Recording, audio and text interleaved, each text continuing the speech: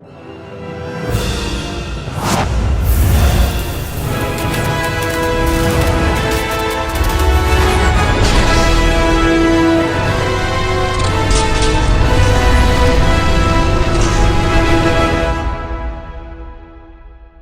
going on, everybody? Welcome back to another video, and in today's video we're going to be talking about Blacklight. So while many probably went to go see Death of the Nile tonight, as well as maybe the Jennifer Lopez and Owen Wilson film Marry Me, we decided to go check out Blacklight, a new Liam Neeson film that just falls right into that category of action films that star Liam Neeson that have been coming out ever since the success of Taken.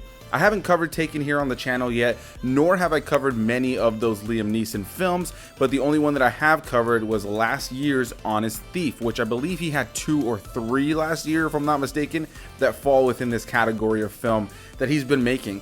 And I want to make something abundantly clear right out of the gate, is that I love Liam Neeson. The first thing that I ever saw Liam Neeson in was the first thing that I ever remember seeing in theaters, and that was The Phantom Menace in 1999. I was 6 years old, and man, I just remember being in love with Qui-Gon Jinn, and still to this day, that performance is probably my favorite that he's ever given. And ever since Taken has been a success, it's just been a non-stop train of him consistently playing essentially the same character, an older man with a checkered past with a specific set of skills that is going to get him through the hard challenges of the film.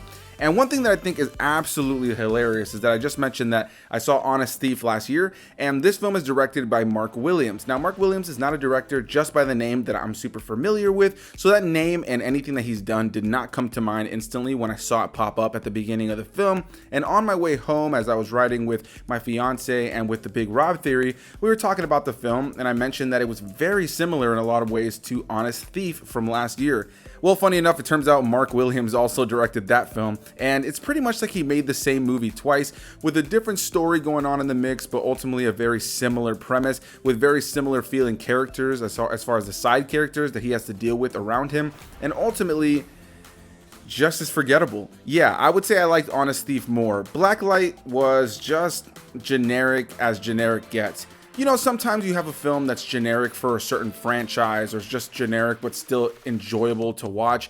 Blacklight was just generic as generic can possibly get. This is the kind of movie that you watch on a Tuesday night at maybe 11:30 p.m. after getting off work. You may not even finish the movie, but you sit down to eat some leftovers from the night before, and this is the kind of movie that you watch on Netflix. That is the kind of movie that this is. It's ultimately a film that you kind of just throw on as a forgettable watch. And I hate to say that because I love Liam Neeson, and about 10 years ago, some of the movies he was doing that kind of fall within this category were pretty solid. There were some Taken kind of spin-offs or, rip-offs that came out in the subsequent years that ultimately were pretty good. There were a few of those that stood out and that I have gone back and revisited since.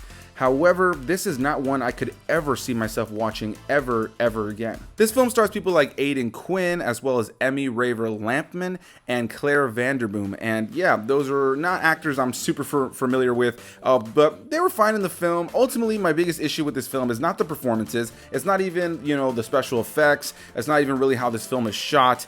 Overall, this film for me just completely fell flat when it comes to its dialogue and its overall narrative. The basic premise of this film is you have Liam Neeson playing an older man who is now dealing with trying to be a great grandfather for his granddaughter, as well as trying to be a better father for his daughter. He's kind of got a bit of a checkered past, as I mentioned before, where, he's been a part of the FBI, and because he took his job so serious and because it kind of took a toll on his mind, ultimately it kind of had him be a terrible husband and a terrible father, and now he's trying to make amends for that. Amidst all that, you have tons of other stuff going on with a journalist trying to out individuals in the FBI for the things that we start to discover over the course of the film. And then on the flip side, we have somebody who's in the FBI trying to get that information out, and then there's other things that start to happen over the course of the film. Overall, this is a really messy film. It felt like it didn't really know what it wanted to be. It's focusing on various things at different times, and about halfway through the movie, you're just wondering, what is the real focal point of this movie? Once you really realize that what this film is all about is really trying to out the darkness behind the FBI, yeah, it's just a kind of a generic action movie in that way. And when it comes to the action sequences, they were entertaining, but they were kind of just generic. I hate to keep using that word, especially as I'm somebody who reviews movies here. I want to try to pick a better word to use, but ultimately this is as generic as it gets, you know, when it comes to the dialogue, the way we go from scene to scene, the complete lack of character development, the just very plain Jane storytelling. It just left me feeling numb, and by the time the movie was over, I was just like, yeah, I will never ever watch that movie ever again. I think Liam Neeson was good in the movie. I think without a doubt he carries the weight of anything happening here, but it just goes without saying that the man is much older now and he does not look great in these roles. There are moments of action that just look like an old man struggling to do action sequences that kind of has to be saved by, you know, a lot of editing and a lot of various camera angles and camera movements in order to make it feel more visceral and just action packed than it actually is. Beyond that, the actual choreography behind the action sequences were just kind of generic. It was just not anything to really write home about. And even within the category of films that Liam Neeson has made in this kind of genre alone, it was just generic on that front. He's got plenty of films in his filmography now that kind of fall within this genre that are pretty generic, but a lot of them are at least entertaining or at least a good one-time watch.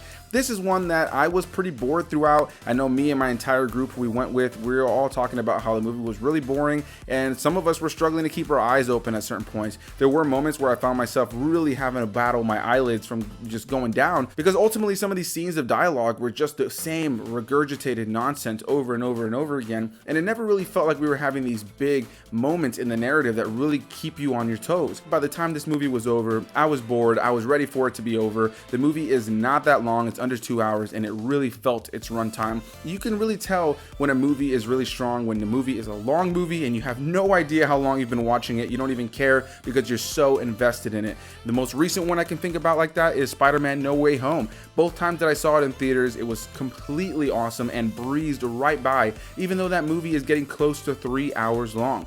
This movie is under 2 hours long and felt longer than Spider-Man No Way Home.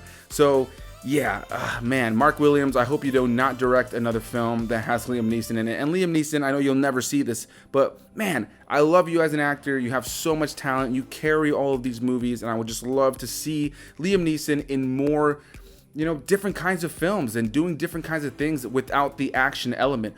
Ultimately, I was most invested in the part of this movie that had to do with him trying to be a better father and a better grandfather. I think had this film honed in on that and been a film about a man trying to be a better father and now trying to kind of translate that into being a great grandfather for the child that's in his life now, I think that would have been a far stronger film, and ultimately that was the part I was the most invested in, and it was just kind of something that felt sidelined throughout the course of the film. Ultimately, as you can tell, I wasn't a fan. I think Liam Neeson is great and he was pretty good in this movie, but the material was not good, and everybody in it really didn't help elevate the material because it was just as generic gets. Like I said, Netflix on Tuesday at 11:30 p.m. eating leftover Panda Express from the night before.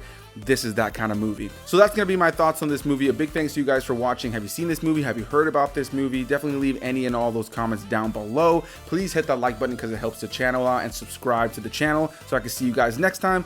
And one other thing I want to mention, Blacklight. As I was writing down my notes for this review, I realized to myself that they never once say the word Blacklight in the movie. They never once bring up the word Blacklight in the movie. If they did, I missed it, and I don't know, it just didn't capture me, and maybe I missed it, I don't know. But there's not a blacklight in this movie. There's not an actual blacklight in the film. The words blacklight never are said, and I guess it was supposed to be more of a metaphorical thing. It didn't work. Yeah, I'll see you guys in the next one. Bye-bye.